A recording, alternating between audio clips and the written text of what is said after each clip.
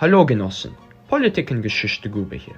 It is common knowledge that during the Cold War, Germany was split between a communist East and a capitalist West. But did you know that communists existed in West Germany too? Mind-blowing, I know.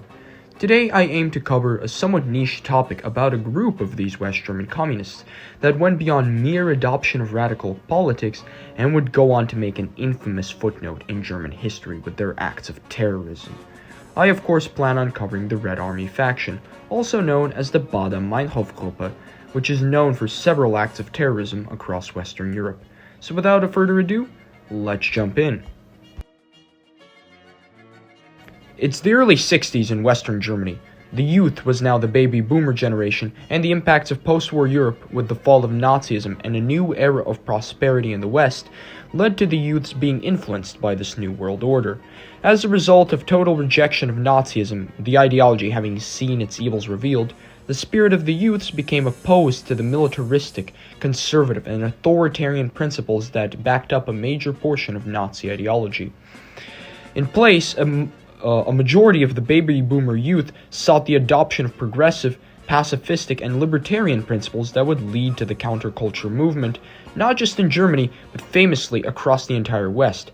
This combined with a German government that was run by the former conservative generations and had even accepted many former Nazis into public positions, and a somewhat recent communist triumph after World War II, leading to an explosion of new communist and anti-imperialist thought, all led to the perfect ideological base for a far-left interest group developing in West Germany.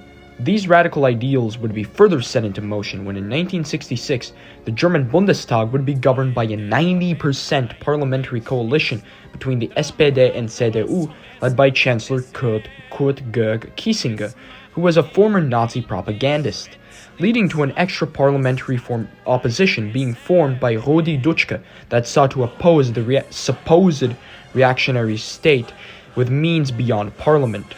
What was more was that the German government was actively involved in the anti-communist foreign policy of the USA, sending arms to African dictatorships and supporting the Vietnam War. The catalyst for the 1968 student protests and the RAF would be on the 2nd of June in 1967, when during the Shah of Iran's state visit to Germany, a protester by the name of Benno Ohnesburg would be shot by a policeman.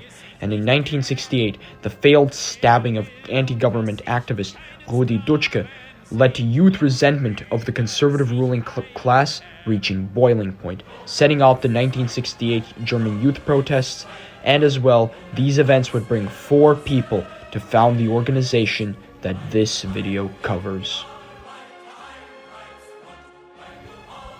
The Red Army faction, or as it is called in German, Der Rote Armee Fraktion, was founded in 1970 by Ulrike Meinhof, Andrea Baader, Gudrun Ensslin, and Horst Mahler.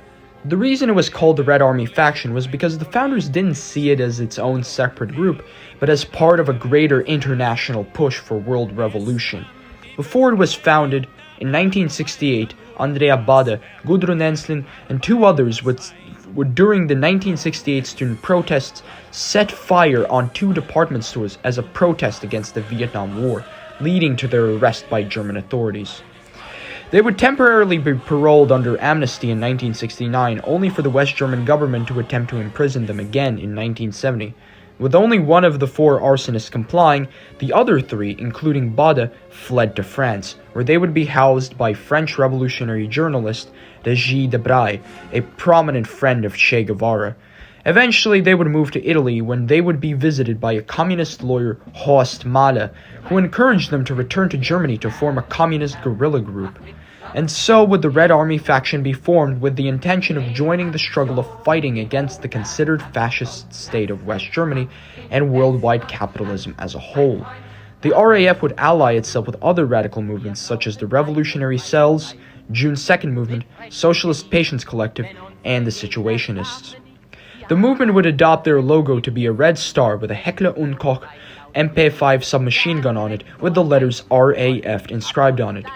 The RAF's tactics were developed by training together with Palestinian guerrillas in Palestine, as well as taking inspiration from the Uruguayan Tupamaros urban guerrillas.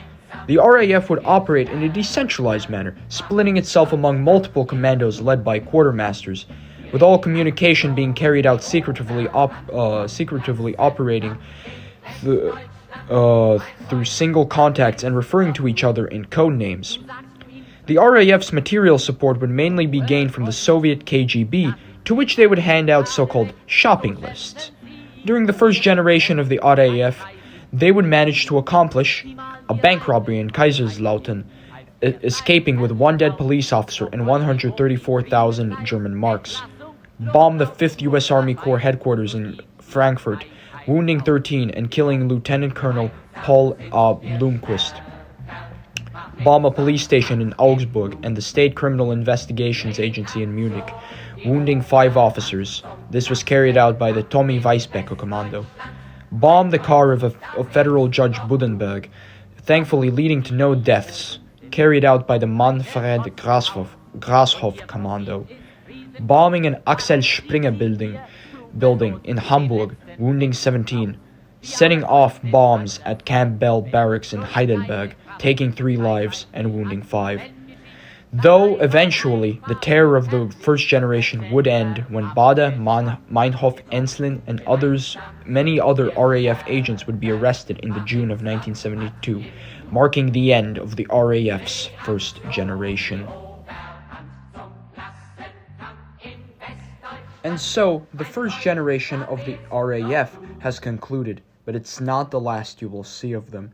The next part shall cover the first generation's imprisonment in Stammheim and the coming second and third generations that would wreak even more havoc beyond Germany.